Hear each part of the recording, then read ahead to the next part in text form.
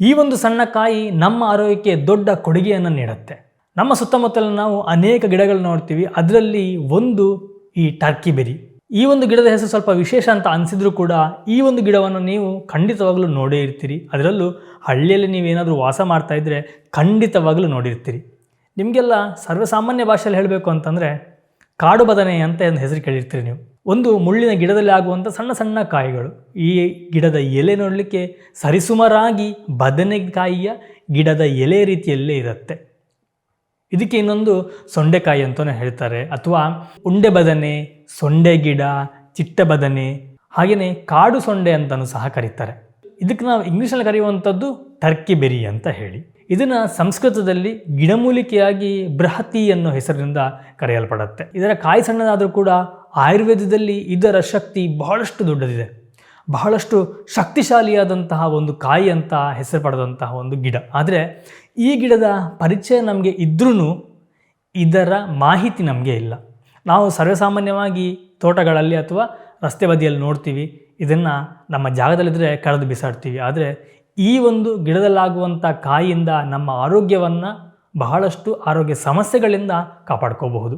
ನಮಸ್ಕಾರ ಸ್ನೇಹಿತರೆ, welcome to food media. ನಾನು ಶರತ್ ಕುಮಾರ್.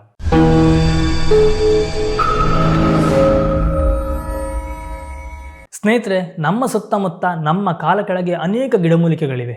ಆದರೆ ಕೆಲವೊಂದು ಗಿಡಗಳ ಪರಿಚಯ ನಮಗಿರೋದಿಲ್ಲ. ಪರಿಚಯ ಇದ್ದರೂ ಕೂಡ ಆ ಗಿಡದಿಂದ ನಮ್ಮ ದೇಹಕ್ಕೆ ಏನೆಲ್ಲ ಆರೋಗ್ಯ ಲಾಭಗಳಿದೆ ಅನ್ನೋದು ನಮಗೆ ಗೊತ್ತಿರೋದಿಲ್ಲ. ನೀವು ನಮ್ಮ ಚಾನಲ್ ಸಬ್ಸ್ಕ್ರೈಬ್ ಮಾಡುವ ಮೂಲಕ ಇದೇ ರೀತಿಯ ಅನೇಕ ಗಿಡಮೂಲಿಕೆಗಳನ್ನು ನಿಮ್ಮ ಮುಂದೆ ತಂದು ನಿಮಗೆ ಪರಿಚಯ ಮಾಡುವಂತಹ ಪ್ರಯತ್ನವನ್ನು ನಾನು ಮಾಡ್ತೀನಿ. ನಾನು ನಿಮಗೆ ಇವತ್ತಿನ ಈ ವಿಡಿಯೋದಲ್ಲಿ ಈ ಒಂದು ಸೊಂಡೆ ಬದನೆ ಅಥವಾ ಟರ್ಕಿ ಬೆರಿಯ ಪರಿಚಯವನ್ನು ಮಾಡಿಕೊಡ್ತೇನೆ. ಈ ಒಂದು ಗಿಡದಿಂದ ನಮ್ಮ ದೇಹಕ್ಕೆ ಏನೆಲ್ಲ ಆರೋಗ್ಯ ಲಾಭಗಳಿದೆ ಅಂತ ತಿಳಿಸ್ಕೊಡ್ತೀನಿ. ಹಾಗೆಯೇ ಇದನ್ನು ನಾವು ಯಾವ ರೀತಿ ಮನೆ ಮದ್ದಾಗಿ ಉಪಯೋಗ ಮಾಡ್ಬೋದು ಪ್ರತಿಯೊಂದನ್ನು ಕೂಡ ನಾನು ನಿಮಗೆ ತಿಳಿಸ್ಕೊಡ್ತೇನೆ. ಮೊದಲಿಗೆ ನಾವು ಗಿಡದ ಪರಿಚಯ ನೋಡ್ಕೊಂಬರೋಣ. ಸ್ನೇಹಿತರೆ, ನೋಡ್ತಿದ್ರಲ್ವ, ಇದು ಸೊಂಡೆ ಬದನೆಯ ಗಿಡ. ಈ ಗಿಡ ನೋಡ್ಲಿಕ್ಕೆ ನಾನು ನಿಮಗೆ ಆವಾಗಲೇ ಹೇಳಿದ ಹಾಗೆ ಬದನೆಕಾಯಿಯ ಗಿಡವನ್ನು ಹೋಲುತ್ತೆ. ಇದರ ಎಲೆಯ ರಚನೆ ಅದೇ ರೀತಿ ಇರುತ್ತೆ. ನೋಡಿ, ಇದು ಹೂವು.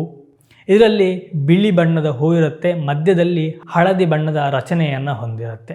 ಹಾಗೆಯೇ ಇದರ ಕಾಯಿಗಳು ಸಣ್ಣ ಸಣ್ಣದಾದಂತಹ ಗೊಂಚಿಲ ರೂಪದಲ್ಲಿ ಇರುವಂತಹ ಕಾಯಿಗಳನ್ನು ನಾವು ನೋಡಬಹುದು. ವಿಶೇಷವಾಗಿ ಈ ಗಿಡದ ದಂಟಾಗಲಿ ಅಥವಾ ಗಿಡದ ಎಲೆ ಆಗಲಿ ಇದರ ಮೇಲೆ ನಾವು ಮುಳ್ಳುಗಳನ್ನು ನೋಡಬಹುದು. ಹೆಚ್ಚಾಗಿ ಎಲೆಯ ಕೆಳಭಾಗದಲ್ಲಿ ಮುಳ್ಳುಗಳಿರುತ್ತೆ. ಹಾಗೆಯೇ ಗಿಡದ ದಂಟಿನಲ್ಲಿ ಸಹ ಮುಳ್ಳುಗಳ ರಚನೆಯನ್ನು ನಾವು ನೋಡಬಹುದು. ಇನ್ನೊಂದು ಇದೇ ರೀತಿ ಕಾಡು ಬದನೆ ಬರುತ್ತೆ. ಅದರ ಎಲೆಯ ಮೇಲ್ಭಾಗದಲ್ಲಿ ಮುಳ್ಳುಗಳು ತುಂಬ ದೊಡ್ಡದಾಗಿರುತ್ತೆ. ಹಾಗೆಯೇ ಕಾಯಿಗಳು ಸ್ವಲ್ಪ ದೊಡ್ಡ ದೊಡ್ಡ ಗಾತ್ರದಲ್ಲಿರುತ್ತೆ.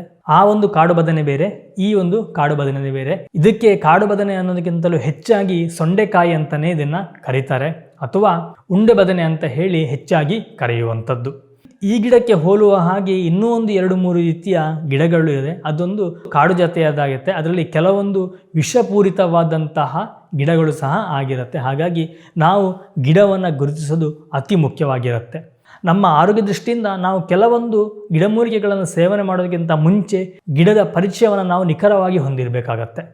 ನಾವು ಪರಿಚಯ ಇಲ್ಲದೆ ಅಥವಾ ಈ ಫೋಟೋಗಳನ್ನು ನೋಡಿ ನಾವು ಕೆಲವೊಂದು ಗಿಡಗಳನ್ನು ಗುರುತಿಸೋದು ಬಹಳಷ್ಟು ಕಷ್ಟವಾಗುತ್ತೆ. ಹಾಗಾಗಿ ಕೆಲವೊಂದು ವಿಷಪೂರಿತವಾದಂತಹ ಗಿಡಮೂಲಿಕೆಗಳನ್ನು ನಾವು ಬಳಸುವಂತಹ ಪರಿಸ್ಥಿತಿ ಬರಬಹುದು. ಇದರಿಂದ ನಮ್ಮ ದೇಹಕ್ಕೆ ಅನೇಕ ಆರೋಗ್ಯ ಸಮಸ್ಯೆಗಳಾಗ್ಬೋದು, ಜೊತೆಗೆ ಜೀವಹಾನಿಯಾಗುವಂತಹ ಸಂಭವಗಳು ಸಹ ಇರುತ್ತವೆ. ಹಾಗಾಗಿ ಆದಷ್ಟು ವಿಡಿಯೋವನ್ನು ಕ್ಲಿಯರಾಗಿ ನೋಡಿ, ಆಗ ನಿಮಗೆ ಈ ಗಿಡದ ಪರಿಚಯ ಚೆನ್ನಾಗಾಗತ್ತೆ. ಇದನ್ನು ನಾವು ಸೇವನೆ ಮಾಡೋದ್ರಿಂದ ನಮ್ಮ ದೇಹಕ್ಕೆ ಅನೇಕ ಆರೋಗ್ಯ ಲಾಭಗಳಿವೆ. ಇದರಲ್ಲಿ ಅತಿ ಹೆಚ್ಚಿನ ಐರನ್ ಅಂಶ ಇರೋದ್ರಿಂದ ರಕ್ತಹೀನತೆಯನ್ನು ಕಡಿಮೆ ಮಾಡುತ್ತೆ. ಹಿಮೋಗ್ಲೋಬಿನ್ ಮಟ್ಟವನ್ನು ಹೆಚ್ಚಿಸಲಿಕ್ಕೆ ಸಹಾಯ ಮಾಡುತ್ತೆ. ಇದರ ಸೇವನೆಯು ನಮ್ಮ ಹೊಟ್ಟೆಯ ಆರೋಗ್ಯಕ್ಕೆ ಬಹಳಷ್ಟು ಒಳ್ಳೆಯದು. ಅಜೀರ್ಣದಂತಹ ಸಮಸ್ಯೆಯನ್ನು ನಿವಾರಣೆ ಮಾಡುತ್ತೆ, ಗ್ಯಾಸ್ಟ್ರಿಕನ್ನು ಕಡಿಮೆ ಮಾಡುತ್ತೆ, ಹೊಟ್ಟೆ ಹುಳುಗಳ ಬಾಧಕ ಇದ್ದರೆ ಅದನ್ನು ಕಡಿಮೆ ಮಾಡಲಿಕ್ಕೆ ನೆರವಾಗುತ್ತೆ. ನಮ್ಮ ದೇಹದಲ್ಲಿ ರೋಗನಿರೋಧಕ ಶಕ್ತಿಯನ್ನು ಹೆಚ್ಚಿಸಲಿಕ್ಕೆ ಬಹಳಷ್ಟು ಸಹಾಯ ಈ ಟರ್ಕಿ ಬೆರಿ. ಇದು ಇಮ್ಯುನಿಟಿ ಪವರನ್ನು ಜಾಸ್ತಿ ಮಾಡುತ್ತೆ. ಹಾಗೆಯೇ ಕೆಲವೊಂದು ಸೋಂಕುಗಳ ವಿರುದ್ಧ ಹೋರಾಡಲಿಕ್ಕೆ ಬಹಳಷ್ಟು ಸಹಾಯ ಮಾಡುತ್ತೆ. ಇದರ ಸೇವನೆಯು ಮಧುಮೇಹವನ್ನು ನಿಯಂತ್ರಣ ಮಾಡುತ್ತೆ ಅಂತ ಹೇಳಲಾಗುತ್ತೆ. ಈ ಸಸ್ಯ ರಕ್ತದಲ್ಲಿರುವ ಸಕ್ಕರೆ ಮಟ್ಟವನ್ನು ನಿಯಂತ್ರಿಸಲಿಕ್ಕೆ ಬಹಳಷ್ಟು ಸಹಾಯ ಮಾಡುತ್ತೆ.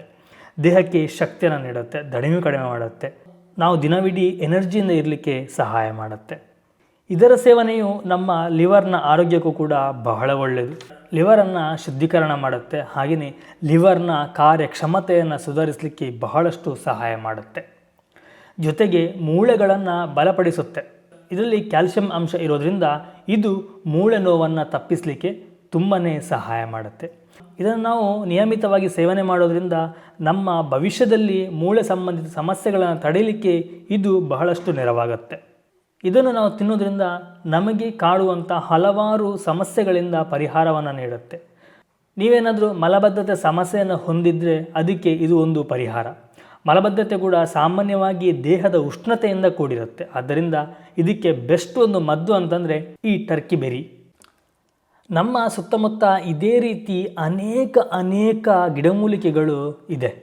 ನಮ್ಮ ಕಣ್ಣಿಗೆ ಕೆಲವೊಂದು ಕಾಣುವಂಥ ಸಿಕ್ಕಿದರೆ ನಮಗೆ ಗೊತ್ತಿಲ್ಲದಿರುವಂಥದ್ದು ಬೇರೆ ಪ್ರದೇಶಗಳಲ್ಲಿ ಅನೇಕ ಗಿಡಮೂಲಿಕೆಗಳು ಇರುತ್ತೆ.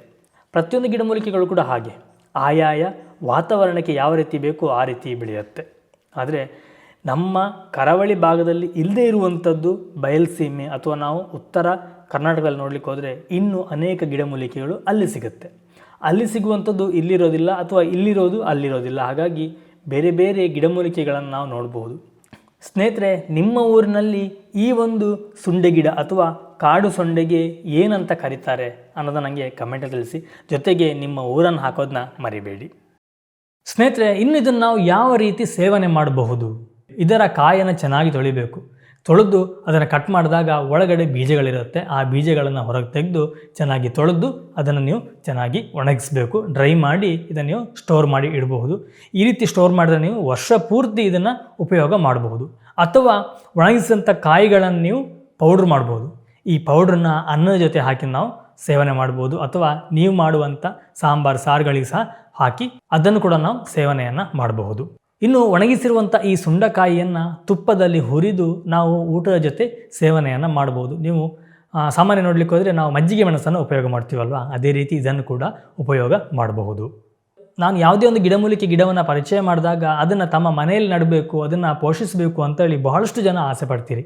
ಹಾಗೆಯೇ ಕಮೆಂಟಲ್ಲಿ ಸಹ ಕೇಳ್ತೀರಿ ಇದನ್ನು ಯಾವ ರೀತಿ ನಾವು ಬೆಳೆಸೋದು, ಎಲ್ಲಿ ಸಿಗುತ್ತೆ ಅಂತ ಹೇಳಿ. ಸಾಮಾನ್ಯವಾಗಿ ಈ ಒಂದು ಗಿಡ ನಿಮ್ಮ ಮನೆಯ ರಸ್ತೆ ಬದಿಯಲ್ಲಾಗಲಿ ಅಥವಾ ಹೆಚ್ಚು ಬಿಸಿಲು ಬೀಳುವಂತಹ ಗುಡ್ಡದಲ್ಲಾಗಲಿ ಇದು ಸಿಗುತ್ತೆ.